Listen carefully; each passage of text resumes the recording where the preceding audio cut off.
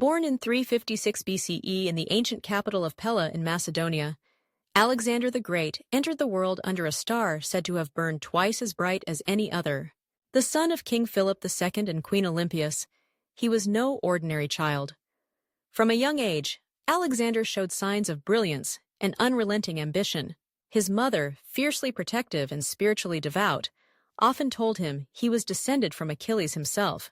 His father, a fearsome and strategic king, ensured Alexander was exposed to warfare, leadership, and political strategy almost from the cradle.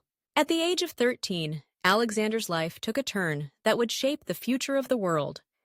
He was tutored by none other than Aristotle, the towering philosopher of the era.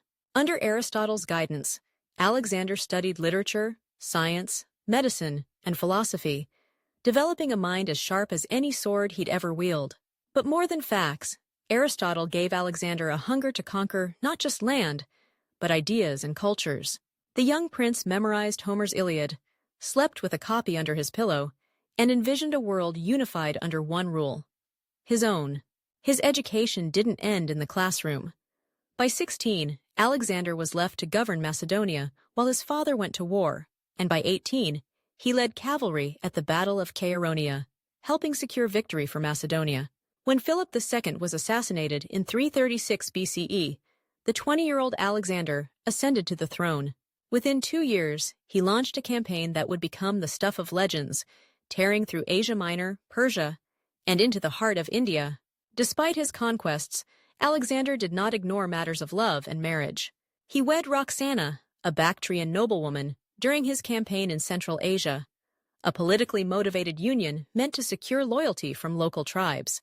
Later, in a grand and controversial act of diplomacy, he married 2 Persian princesses, Statira and Parysatis, during the mass wedding at Susa, aiming to unite the bloodlines of his empire and integrate his Greek and Persian subjects.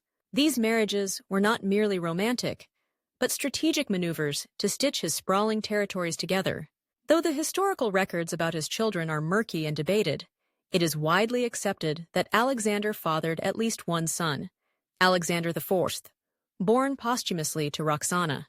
The boy would later become a pawn in the brutal game of succession that unraveled the empire after Alexander's death. Alexander's reign was a storm of energy and ambition. He conquered more than 2 million square miles, founded over 20 cities bearing his name, and spread Hellenistic culture from Greece to Egypt to India. His military genius was unmatched. He never lost a single battle. But he was not just a warlord.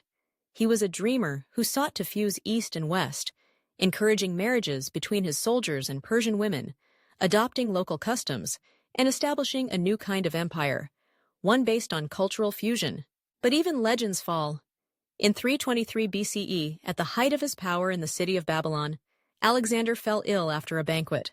Whether by fever, poison, or some unknown illness, the fire that burned so brightly began to dim. After days of suffering, the man who had been declared a god in Egypt, who had stared down empires and won, died at the age of 32. His last words, when asked to whom he left his empire, were chilling: "To the strongest." Chaos followed. His generals, the Diadochi, carved up his empire like scavengers, and his son was murdered before he could grow into the shadow of his father. Alexander's death did not end his influence. His vision ignited the Hellenistic age, blending Greek culture with the East in ways that still echo today. Though his body decayed, his legend did not. He became a myth, a symbol of boundless ambition, courage, and tragic destiny. The world has seen many kings, but only one earned the right to be called the Great. For more information, subscribe.